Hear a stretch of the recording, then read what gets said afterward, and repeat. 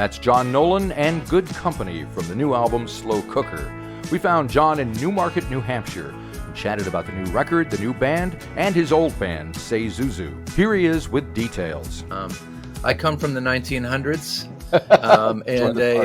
right? And I came up with my brother and our best friend in an alt country band called Say Zuzu. We put out a bunch of records in the 90s and early aughts and made a go of it, earned tens upon twenties of dollars, right? And then there you go. Had the most boring breakup in rock and roll history. I had a recording studio and I played, put out a couple solo records and mostly raised a family and with my lovely bride here in Newmarket. And then kind of broke up with the music for a little bit. I started working in addiction and health and human services and mental health counseling and couldn't find a musical vision forward. And then our benefactor on the label that I'm on now, George Fontaine, came and pulled me out of mothballs and my Say Zuzu bandmates.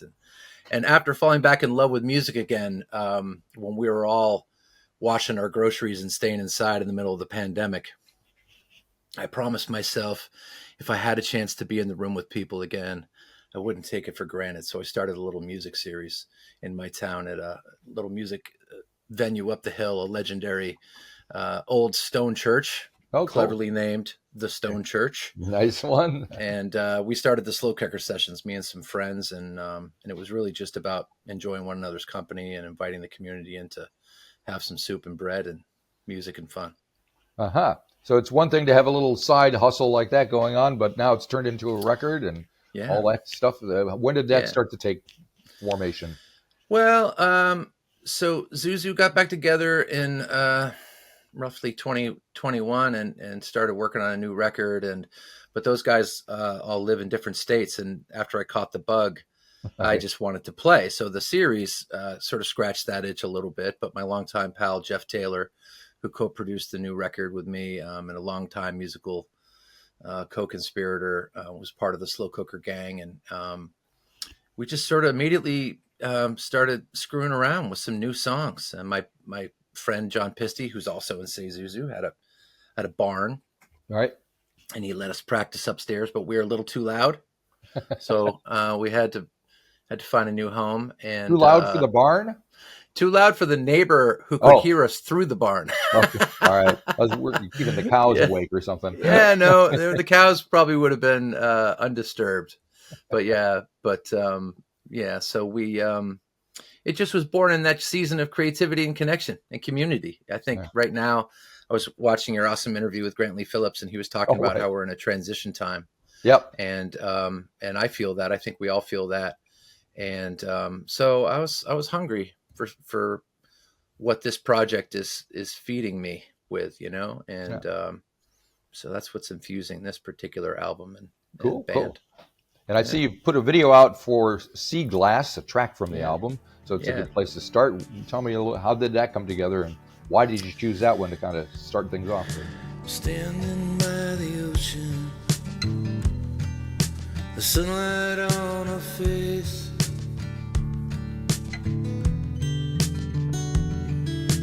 day plays like a movie, and I hold my breath and wait.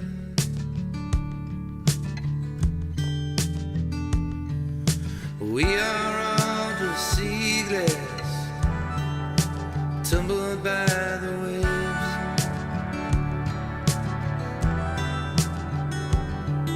waves, shaped by stormy weather, beautiful and broken. Yeah, it's song.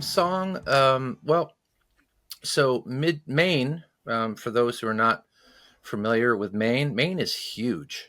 Maine is very, very big. So is mosquitoes that are there. I was there once because I'm from America. I'm from Rochester, New York, and I produced a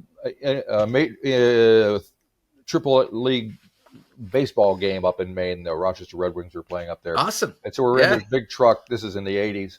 And I just remember, I don't know, they must have built the baseball stadium on a swamp or something, but the mosquitoes were like this big. I've been to a Red Wings game. Minor league ball's where it's at, as far as I'm concerned. It's good stuff. And one of my daughters is at the University of Rochester, so I have a soft spot in my heart. There you go. University of Rochester. But yeah, no. So long story medium, my cousin has a camp up on Orr's Island, which is a little island. It's connected to the mainland. And it's just really beautiful, spectacular place with lobster fishermen, lobster boats everywhere. And my family had a chance to spend some time up there. And it's just really beautiful. It's you walk on the beach and your temperature, your pulse goes down. It's just really, we can, as humans, right? We look at a fire and we just, or we look at the ocean and so it was one of those experiences. And so the song came from a few different places, but inspired by the metaphor of sea glass, right? Which is a lovely metaphor for how life works. There's no avoiding suffering. And if you say things suck, then you'll be right. And if you decide to, figure out a way forward, that's we have to do. That's a lot of my day gig is talking about that. Things are going to happen to you. And so I really wanted to capture, some of the songs that I write are really linear. They're very story driven songs, and other ones I respect. I try to, I'm sort of in between Neil Young, Don't Bore Us, Get to the Chorus. Right. And, excuse me, that's Tom Petty. Oh, right. Don't Bore Us, Get to the Chorus. And Neil Young's like, I'm going to follow the music, man. Right. So I'm somewhere in the middle. I think Sea Glass is one of those. And it lent itself, I think, to the imagery of that place. And we made my friend John be a lobsterman, and his partner, Anna, was a natural. They're great musicians in their own right. John Roods and Anna Lombard are well-known and well-respected and well-traveled musicians up here. So it was just a lovely way to add another layer of,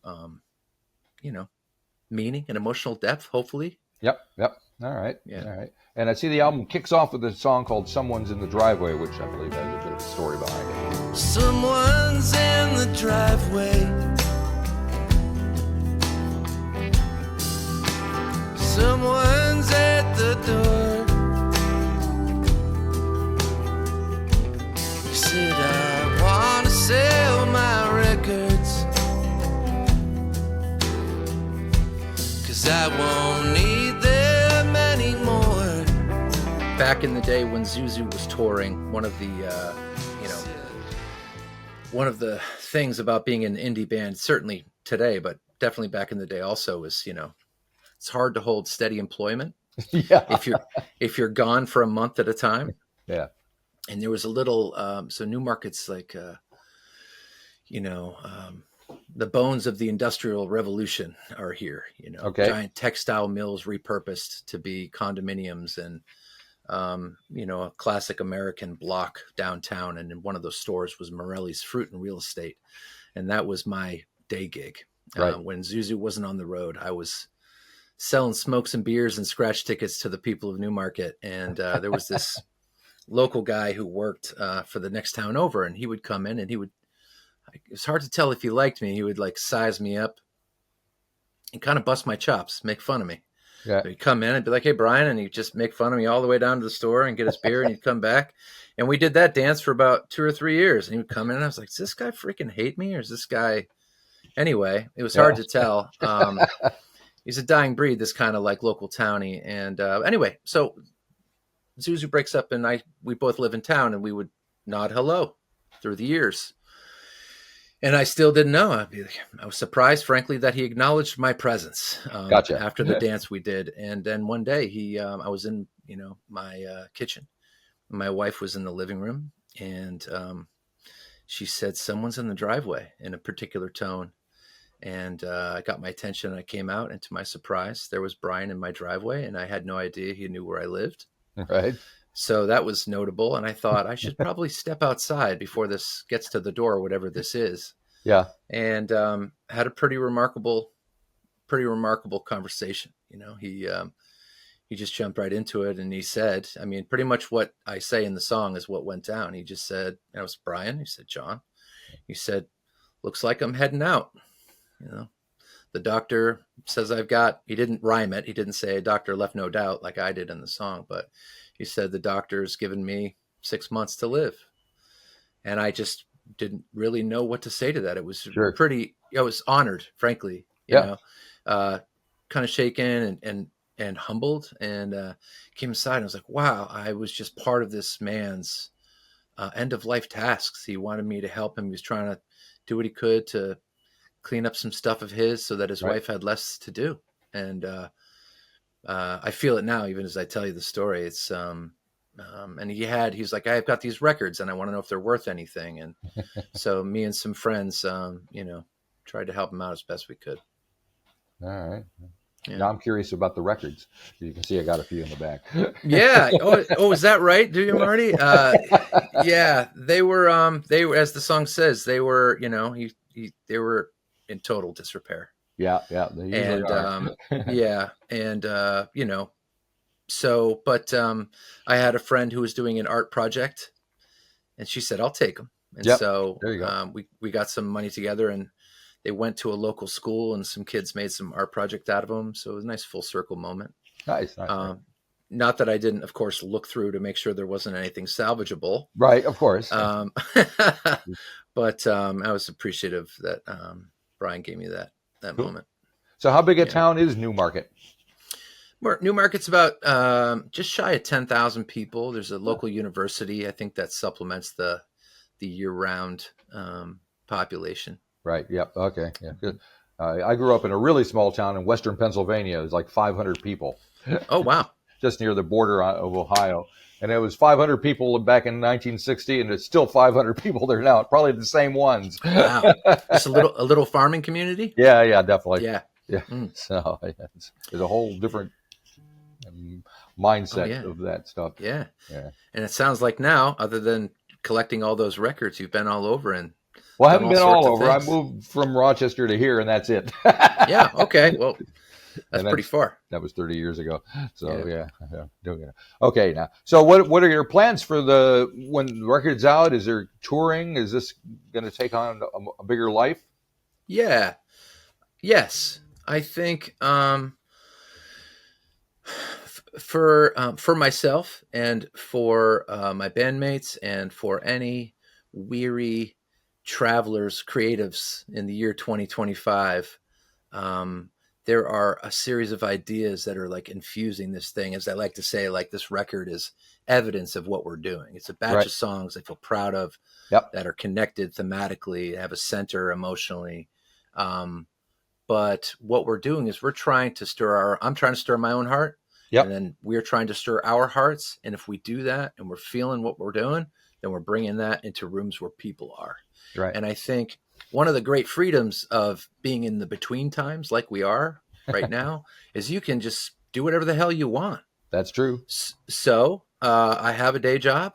If I'm quitting my day job, something amazing has happened. Gotcha. Or terrible, hopefully for the amazing side. Yep.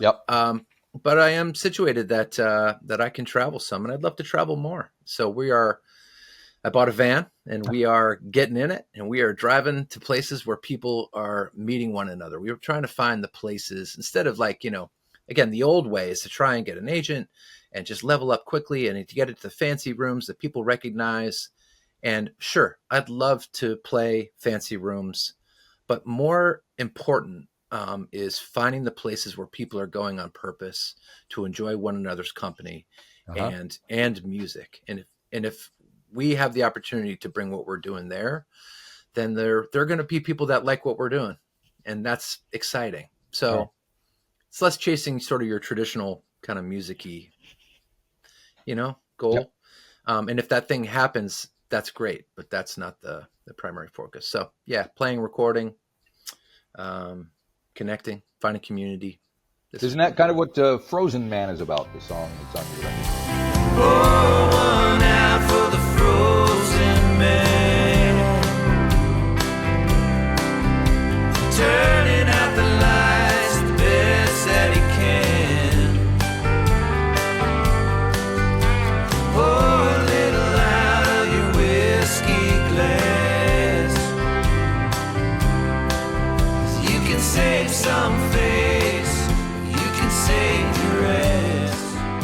Yeah, it's another sort of combination of a few different characters from my town, and you get older and some things better. Hopefully, you do better, and so there are a few people in my youth that I saw, and they had some prickly edges or some some parts of their personality or their history that were kind of like, well, I don't know if I want to get into that, you know? Right.